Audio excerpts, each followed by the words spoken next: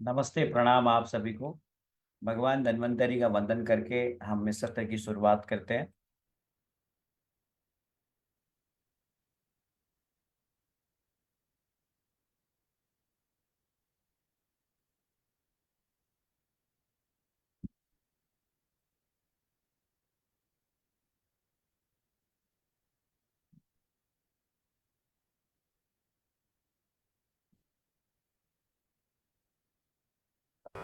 नमामि धन्वन्तरिमादिदेवम्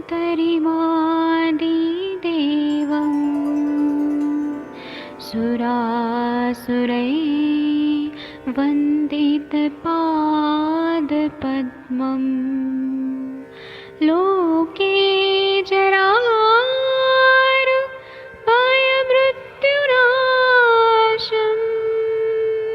दातारमीशम् विविधौषधीनां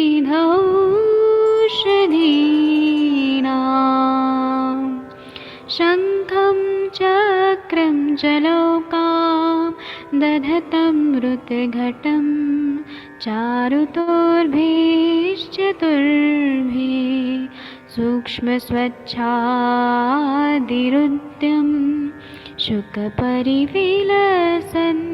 मौलिमं भोजनेत्रम् कालाम्बोदोज्ज्वलाङ्गं कटितटविलसत् चारुपीताम्बराढ्यं वन्दे धन्वन्तरिं तं निखिलगतमिव प्रौढदावाग्निनीलम्।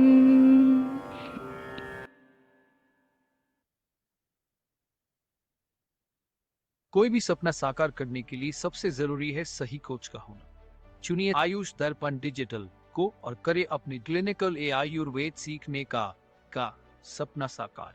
Download the app now. नमस्ते, प्रणाम आप सभी को। हमारे साथ में जूम पे इस समय में करीब 300 पार्टिसिपेंट्स जुड़े हुए हैं वेबिनार में। और मैं रोज आपको शाम के 7 बजे एक सेशन लेता हूं जो बहुत साधारण साधारण दवाओं पे आधारित होता है। ये श्रृंखला हमारी लगातार चलती रहेगी। धीरे धीरे हम इसमें बहुत सारी चीजों को शामिल करेंगे। तो आप सभी का बहुत बहुत स्वागत है। आज का जो हमारा योग है वो है लवण भास्कर चूर्ण। तो आप सभी ने लवण भास्कर चूर्ण के बारे में जानना होगा। आप सब लवण भास्कर चूर्ण के बारे में परिचित होंगे। कौन कौन लोग आप में से लवण भास्कर चूर्ण को जानते हैं?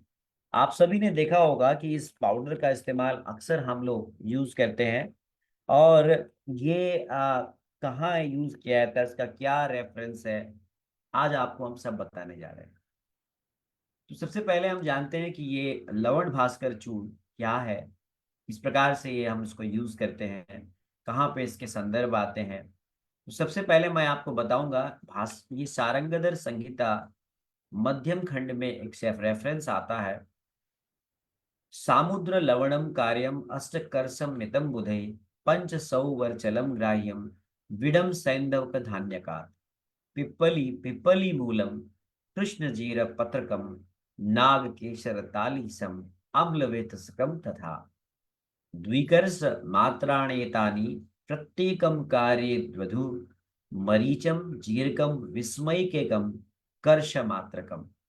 कहते हैं दाड़िमम स्यात् चतुर्कर्षम त्वगेले चार्धकार्षिके और एतच्चूर्णीकृतम सर्वम लवणम भास्करम अभिधम शाण प्रमाणम देयम तु मस्तु तक्र सुरासवे और वात्स्लेष्म भवम गुल्मम प्लीहान मुदरम क्षयम अरसांसि गृहिणी कुष्ठम विबंधम च भगंधरम सोफम सुल्फम सोफम शूलम श्वासकाश वामवातम च हृद्रजम मंदाग्निनाशयित द्वीपनम पाचनम पुरम सर्वलोकहितार्थायम भास्करण्यदुतम पुरा। ये सारंगधर संहिता मध्यम खंड अध्याय छठे अध्याय का 138 से 144वां सूत्र है जो मैंने आपको ये पढ़ के सुनाया। और ये लवण भास्कर चूर्ण के बारे में बताता है। लवण भास्कर चूर्ण बहुत इंपॉर्टेंट ये दवा के रूप में आप सब जानते हैं। बहुत समय से इसका प्रयोग किया जाता रहा है।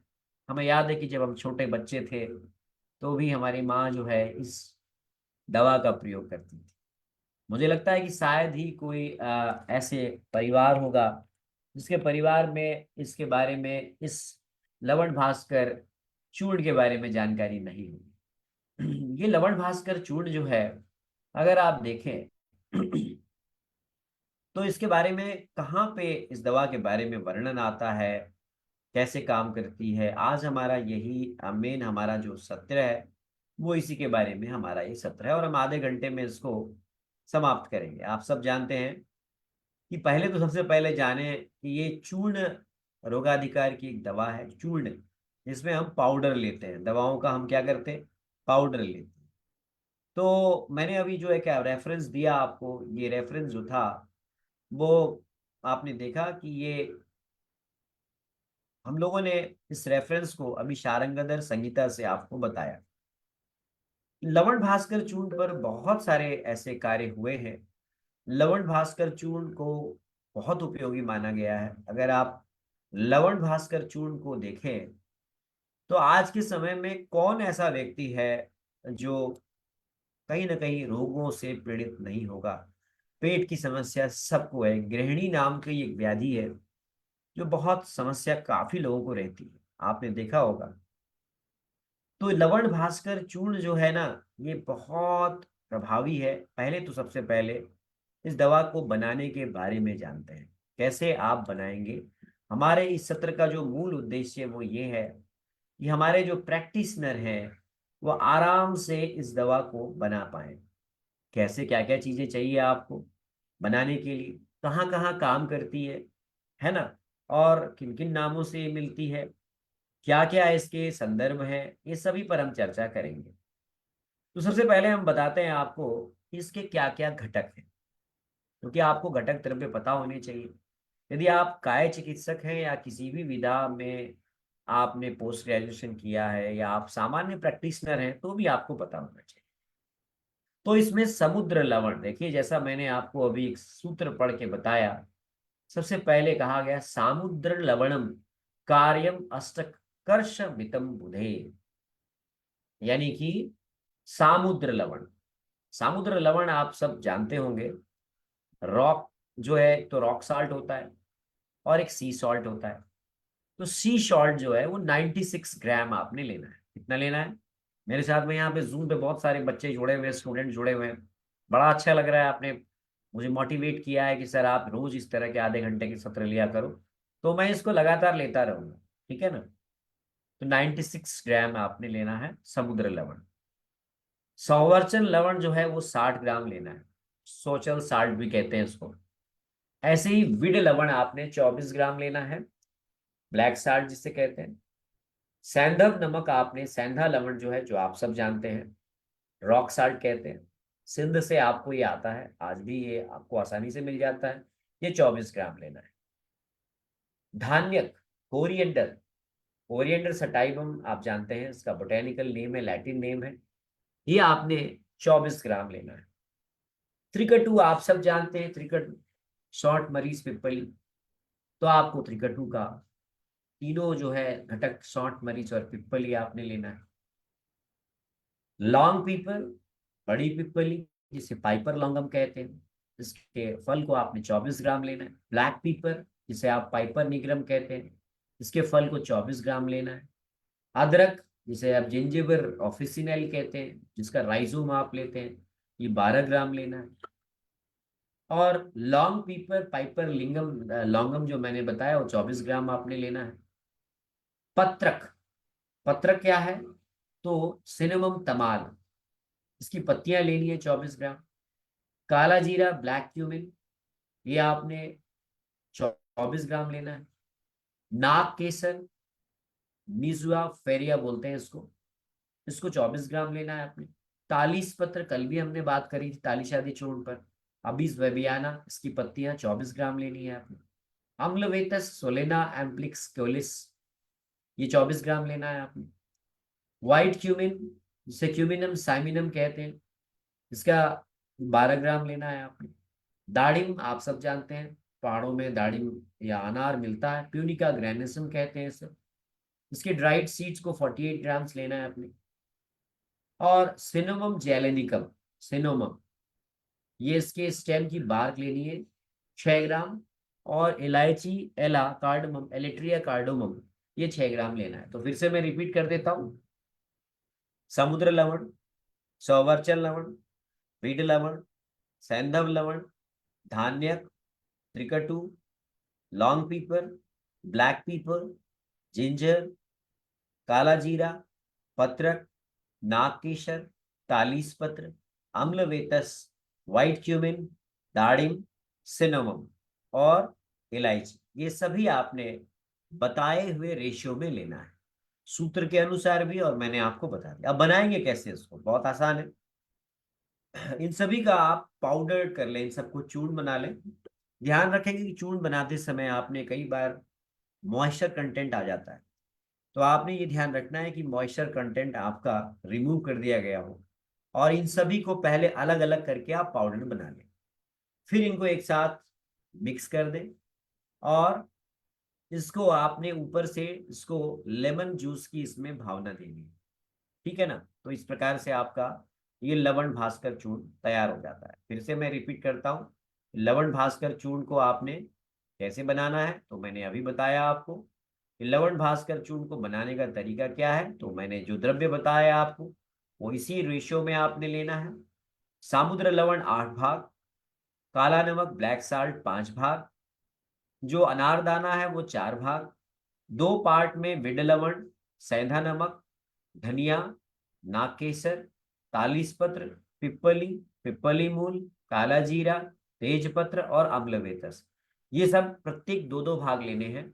और ड्राई जिंजर रूट जो है, राइजोम जो है, जिसे हम सौंठ कहते हैं, और ब्लैक पीपर, क्यूमिन की सीड, जीरा, और इनको आपने एक एक पार्ट लेना है।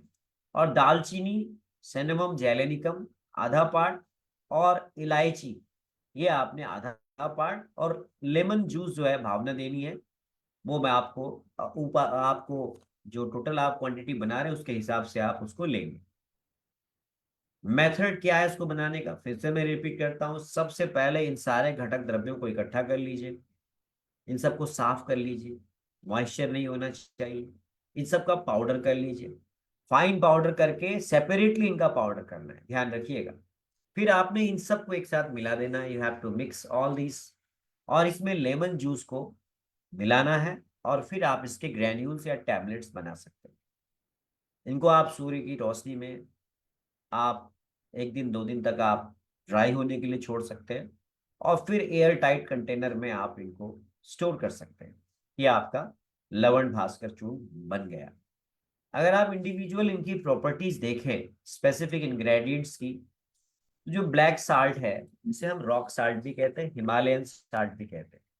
आप सब जानते हैं कि इनमें इलेक्ट्रोलाइट्स होता है, स्पेशल इलेक्ट्रोलाइट्स होते हैं जो हमारे डाइजेशन को इम्प्रूव करते हैं। आप हमारा ये सत्र फेसबुक पे भी देख रहे हैं, और मेरा मानना है कि आप अभी थोड़ी देर के बाद इसको यूट्यूब पर भी आप देखेंगे।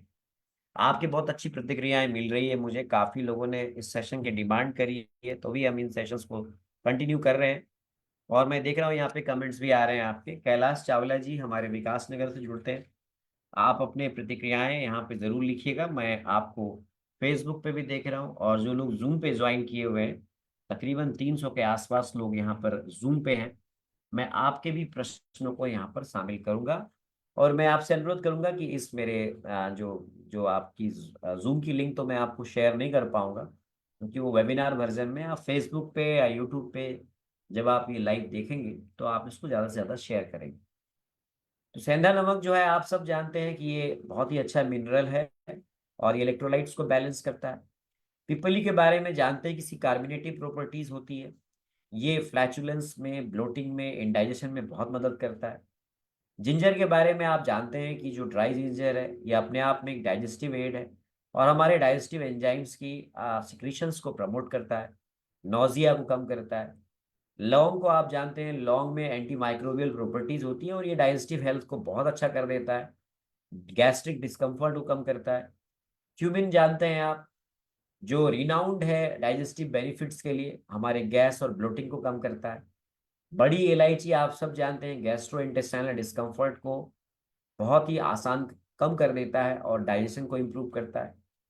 इसी प्रकार से सेंधा नमक जो अमोनियम क्लोराइड है, जो इम्प्रूव करता है डाइजेशन को और एसिडिटी कम करता है।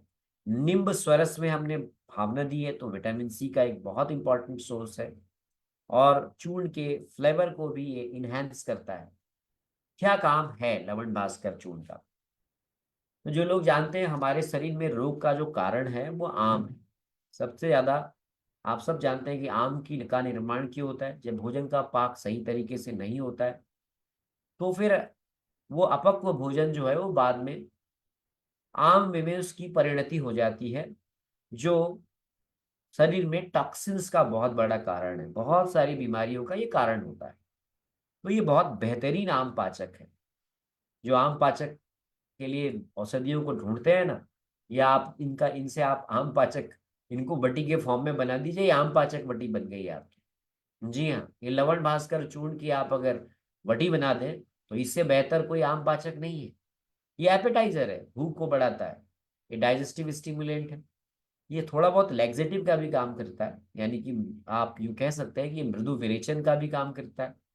थोड़ा सा ये मूत्र विरेचनीय प्रभाव भी रखता है और एंटीऑक्सीडेंट है। आप सब जानते हैं कि फ्री रेडिकल्स हमारे शरीर में कोशिकाओं को डैमेज करने के लिए रिस्पॉन्सिबल होते हैं। तो फ्री रेडिकल इंड्यूस जो डैमेज है उसको मिनिमाइज करने के लिए एंटीऑक्सीडेंट्स दिए जाते हैं। तो एंटीऑक्सीडेंट के रूप में आप इसका प्रयोग कर सकते हैं। इसको आप एंटी ट्यूसिव के रूप में यूज कर सकते हैं। गैस, अफारे आदि जो फ्लैचुलेंस की कंडीशन होती है वहां भी ये लाभ देता है। भूख बढ़ाने के लिए दीपन औषधि के रूप में, कार्मिनेटिव एजेंट के रूप में आप इसका प्रयोग कर सकते हैं।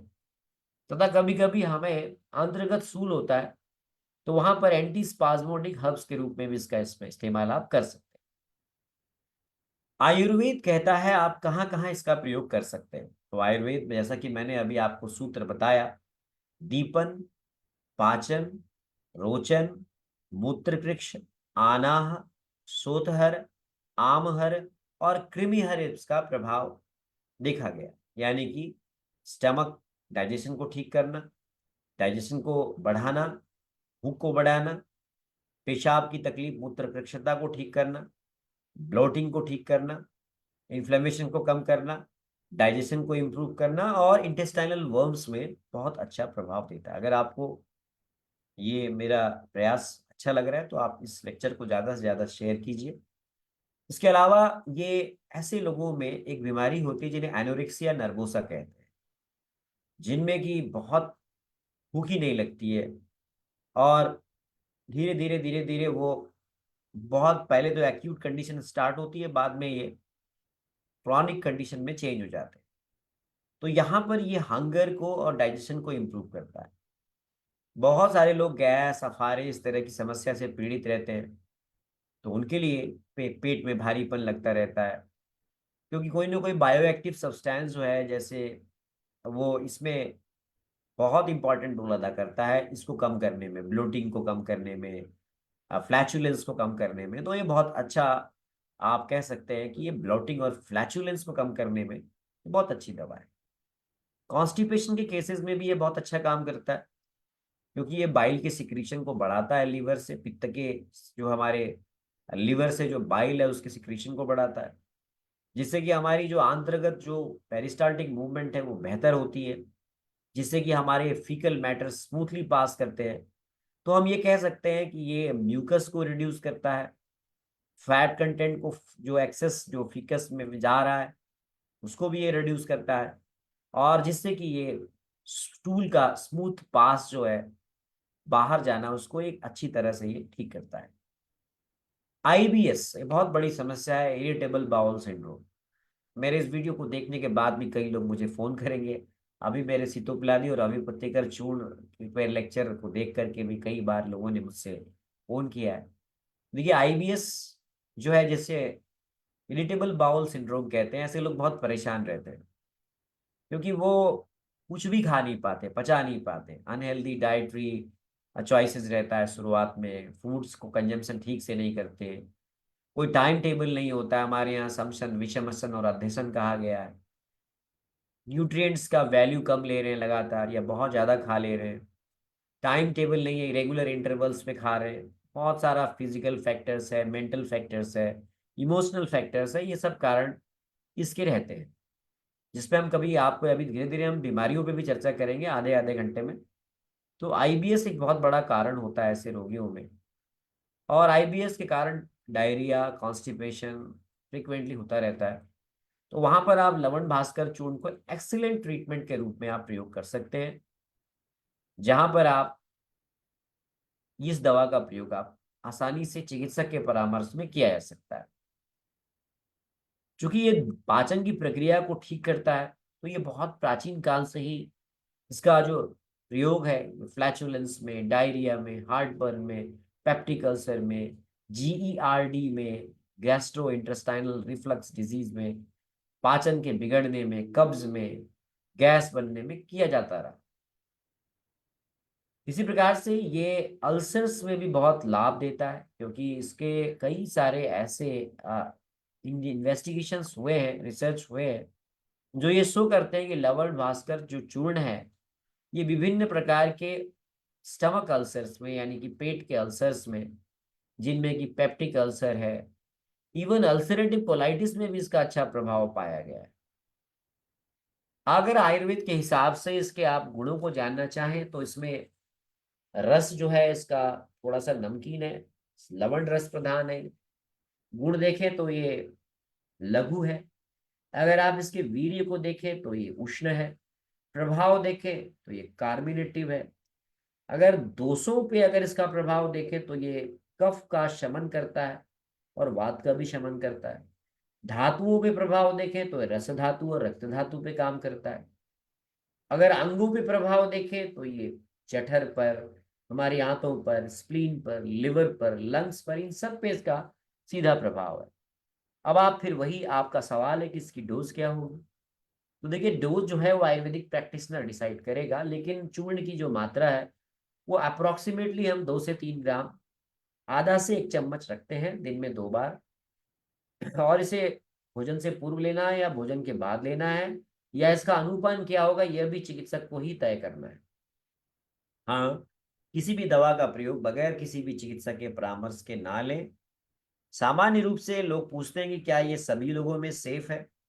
वही सवाल है कि देखिए, कोई भी चीज औषधि है या चाहे भोजन है, अगर आप मात्रा से अधिक लेंगे तो वो नुकसान करेगी। तो एक्सेसिव अगर आप इस चूर्ण का प्रयोग करेंगे तो इससे थर्स्ट बढ़ेगी आपकी, और मुंह मुंह में ड्राइनेस होगा। एक बात है, मैं जो करता हूँ अपनी प्रैक्टिस में, हाइपरटेंसिव पेशेंट्स को मैं नहीं देता, क्योंकि आपने साल्ट है इसमें। तो उन लोगों को जिनको साल्ट कंटेंट लिमिट किया गया, उनको आप लवण भास्कर चूर्ण का प्रयोग ना करें। सवाल फिर से वही है आपके चैट बॉक्स में कि प्रेगनेंसी में और या जो फिर लैक्टेटिंग फीमेल है, क्या उनमें हम दे सकते हैं इस दवा को। आपने सीतोपलादी चूर्ण के बारे में भी यही पूछा था, ताली शादी में भी यही पूछा था। देखिए, मेरे बहुत सारे लोग, 250 से 300 लोग यहाँ जूम पे जुड़े हुए हैं, और मैं डायरेक्टली उन्हीं के लिए सेशन लेता हूँ। और मेरे ये बाद में फेसबुक पे और यूट्यूब पे ये लेक्चर्स बाद में देखे जाएंगे, और यूट्यूब पे तो फिर कई सालों तक देखा जाएगा। तो मैं यही कहता हूँ कि प्रेगनेंसी या फिर आप ऐसी फीमेल जो लैक्टेटिंग फीमेल है, उनमें आप जो भी पाउडर देते हो, चाहे वो सीतोपलादी हो, चाहे अभिपत्तिकर हो, चाहे लवण भास्कर हो, देखिए आपको उसमें आपको सुपरविजन रखना जरूरी है क्योंकि आपको क्वालिफाइड आयुर्वेदिक डॉक्टर के सुपरविजन में ही इंडिविजुअल व्यक्ति को ध्यान में रखते हुए देना है। कई बार हम ये करते हैं ना कि टेलीफोनिकली हम दवा प्रिस्क्राइब कर देते हैं, या हम रोगियों को यूं ही दवा डाक के माध्यम से भेज देते हैं। मैं इसका बहुत सपोर्टर नहीं हूँ, क्योंकि हर व्यक्ति अलग है। आयुर्वेद में एक ही दवा को 10 तरीके से 10 अलग अलग रोगियों को देना होता है। अगर आप आयुर्वेद का एलोपैथाइजेशन कर रहे हैं कि आप फलानी गोली दे दे रहे हैं जो सब में काम करेगी, सब में विरेचन कराएगी, सब में जो है वो भूख बढ़ाएगी, तो आप फिर अपने सिद्धांतों से खुद ही नीचे जा रहे हैं। आयुर्वेद ये कहता है कि each and every person is की प्रकृति अलग है, उसका सार अलग है, उसकी सनन संघनन अलग है। अगर वो स्वस्थ भी है तो उसका अलग अलग पैरामीटर है। अगर ए दवा है और ए पर्सन है तो बी के लिए वो ए के लिए अलग होगी, बी के लिए अलग। तो इंडिविजुअल कॉन्स्टिट्यूशन और नीड्स के हिसाब से दवाइयाँ अलग अलग है। तो मेरे वो मित्र जो लोग दवाइयाँ सीधे सीधे डायरेक्टली भेज देते हैं किसी को भी, बगैर उसकी प्रकृति जाने हुए, सार जाने हुए, संघनन जाने हुए, विकृति जाने हुए, तो शायद मुझे लगता है कि आप सही नहीं कर रहे हैं। भले ही आप आयुर्वेद को प्रमोट कर रहे हो, लेकिन आप आयुर्वेद का एलोपैथाइजेशन कर रहे हैं। समझ रहे हैं आप मेरी बात? यही तो एलोपैथी भी करती है। वो सबको बोलती है कि तुम बुखार आए तो पैरासीटामोल खा लो। तो मैं ये इस लेक्चर के माध्यम से जो लोग बाद में देखेंगे, मैं इनको ये कंक्लूज करना चाह रहा हूँ, ठीक है, ये डाइजेस्टिव रेमेडीज डाइजेस्टिव बेनिफिट्स देती है आपको, लेकिन ध्यान रखिएगा हर व्यक्ति के लिए एक ही दवा सूटेबल नहीं होती।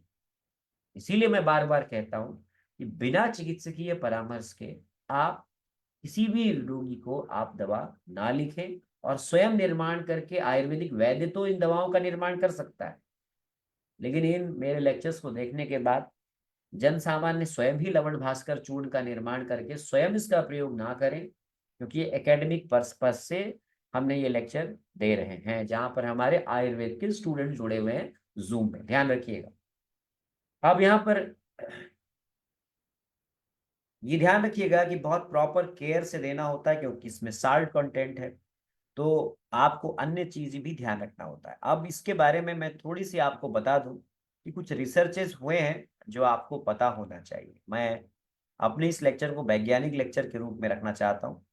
तो एक रिसर्च है जो इंटरनेशनल आयुर्वेदिक मेडिकल जर्नल में प्रकाशित हुई है, जिसमें गैस्ट्रोइंटेस्टाइनल डिजीज में इसका प्रयोग किया गया है, लवण भास्कर चूर्ण का। मैं प्रयास ये करता हूँ कि यहाँ पर इस पे क्या क्या रिसर्च हुई है इन ड्रग्स के बारे में, वो भी मैं आपके सामने प्रस्तुत करूँ।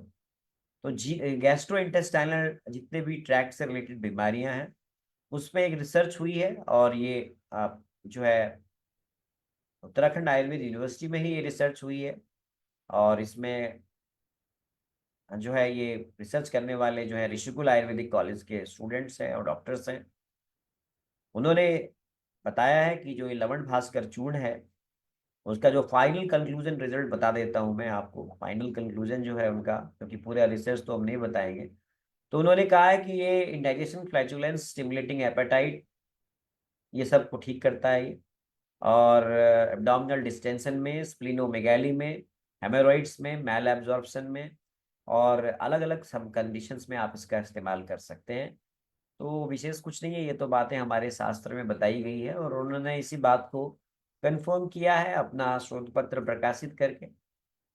और चीज के और भी रेफरेंसेस हैं, आप अगर ढूंढना चाहें तो लवण भास्कर चूर्ण के संदर्भ कहाँ कहाँ मिलते हैं तो आप लिख लें कि ये वैशज रत्नावली में इसका रेफरेंस है, बंग सेन संहिता में है, गद निग्रह में है, भारत भैषज रत्नाकर में है, वृहत निघंटु रत्नाकर में है, रस रत्नकार में है, तो चक्रदत्त में है, बृंद माधव में है, तो वहां पर ये भास्कर लवण चूर्ण के रूप में इसका रेफरेंस आता है।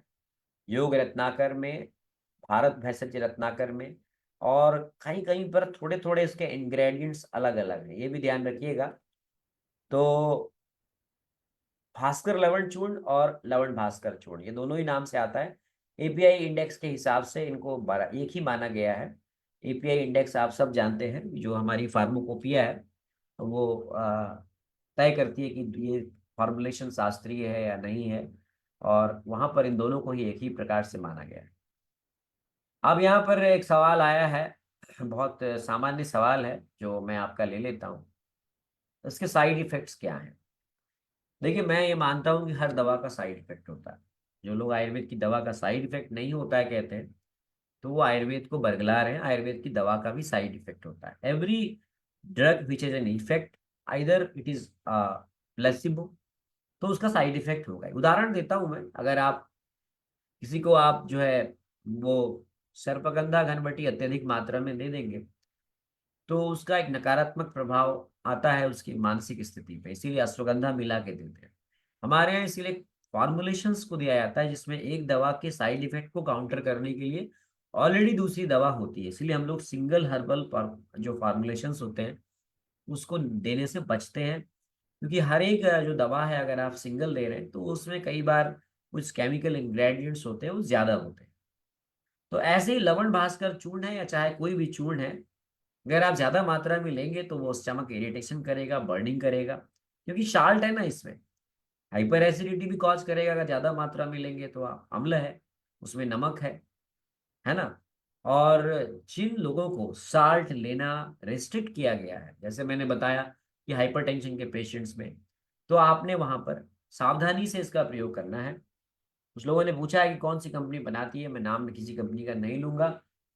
सभी कंपनियां जो बनाती हैं वो सभी अच्छे हैं, बढ़िया बनाते हैं, क्योंकि इसके इंग्रेडिएंट्स कुछ ऐसे हैं नहीं जो आपको इसमें कुछ नहीं मिलते हो। तो इसका हम लोग, अब एक सवाल आया कि क्या ये वजन बढ़ाएगा। देखिए, अगर वेट लॉस का कारण जो है वो अगर भूख कम लगना है, जिसके कारण वजन कम हो रहा है, तो जी हाँ, अगर आप इसको कुछ सप्ताह तक लेंगे अगर रोगी चिकित्सक के परामर्श से, तो आपका वजन बढ़ाएगा ही डेफिनेटली। और एक और सवाल आया है यहाँ पे कि क्या हम इसको अपने प्रैक्टिस के लिए बना सकते हैं। क्यों नहीं बना सकते हैं आप बना सकते हैं। अगर आपको ये सभी दवाइयाँ उचित क्वालिटी की, गुणवत्ता की आपको मिल जा रही है, तो आप बेशक बना सकते हैं इसको। मुझे नहीं लगता है कि आपको इसको बनाने में कोई दिक्कत है। आप इसको बहुत आसानी से बना सकते हैं और बनाना भी चाहिए अपने रोगी को प्रेस्क्राइब करने के लिए, क्योंकि इसकी गुणवत्ता आपके अपने हाथ में होगी, है ना। तो मैं यही कहूँगा फाइनली कि एक ऐसी दवा है जो टाइम टेस्टेड है, आयुर्वेदिक दवा है हमारी, जिसमें कि हमारे प्राकृतिक सोर्स से लिए गए इंग्रेडिएंट्स हैं, जो बहुत हजारों साल से हम लोग उसका प्रयोग करते आ रहे हैं। तो हमें लेकिन फिर से यही कहेंगे कि इसको आयुर्वेदिक एक्सपर्ट की गाइडेंस में ही लेना है।